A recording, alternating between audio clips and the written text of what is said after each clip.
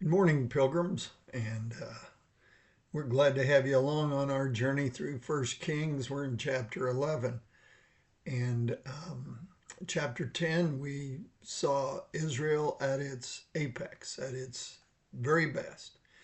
Chapter 11, we start to see some problems developing. Solomon has a penchant for marrying foreign wives.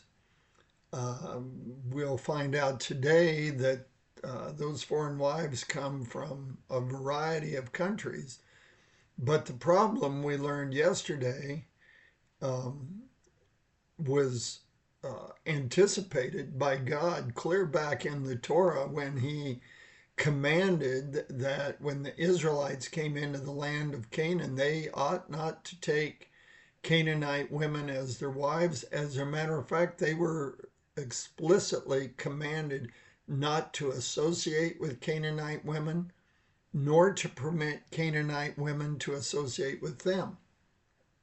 The problem wasn't that God had anything in particular against Canaanite women per se, but rather that they came from people groups that worshiped false gods. And what God had foretold was that if they associated, if the sons of Israel is the way Scripture terms it, if they associated with these foreign women, they would turn to false gods. So when Solomon marries 700 foreign women and takes 300 foreign concubines, we don't know that they were all foreigners, but many of them, Scripture says, were. Then the real problem that God has with that is the weakening of his devotion to Yahweh. So the way we kind of concluded our conversation yesterday was that God had compared Solomon to his father David. We know that David had a weakness for women as well, resulted in his committing adultery and murder. Those are pretty serious offenses. But he didn't turn away from God. And when confronted with his sin, he acknowledged it, confessed it, repented of it. That doesn't mean that he didn't suffer consequences from it, but he was still considered a man after God's own heart.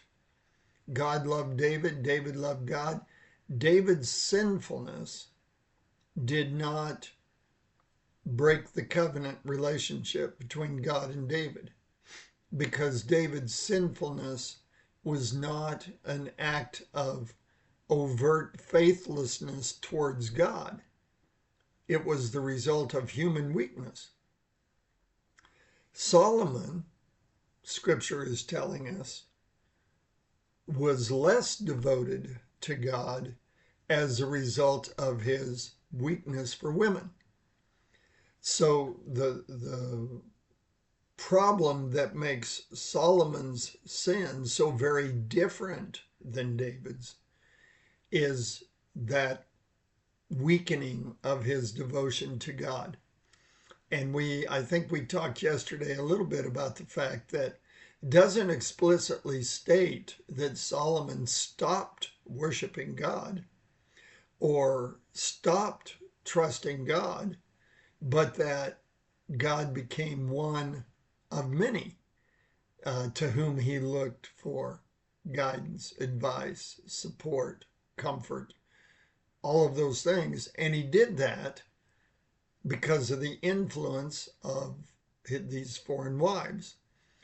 We're reminded a little bit of King Saul.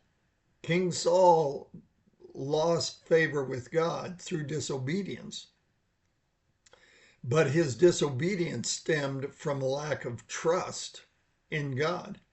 And Saul never came to the point where he didn't want God's blessing, never came to the point where he didn't ask for God's blessing, never came to the point where he said, Yahweh isn't real, doesn't exist.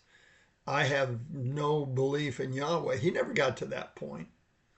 But he did seek advice from seers who would get their information from other spiritual forces, and he became weak in his devotion to God. That separated him from David. So that's where we left it at the end of verse 4 in chapter 11 yesterday, that we've looked at that comparison between David and Solomon. So now we go on to verses 5 through 8. And we see that scripture tells us, for Solomon went after Ashtoreth, the goddess of the Sidonians, and after Milcom, the detestable idol of the Ammonites. And Solomon did what was evil in the sight of the Lord, and did not follow the Lord fully as David his father had done. Then Solomon built a high place for Chemosh, the detestable idol of Moab, on the mountain which is east of Jerusalem, and for Moloch, the detestable idol of the sons of Ammon. Thus also he did for all his foreign wives who burned incense and sacrificed to their gods. So in verses 5 through 8, the author gives us the particular foreign gods that, just a second, let me turn this off.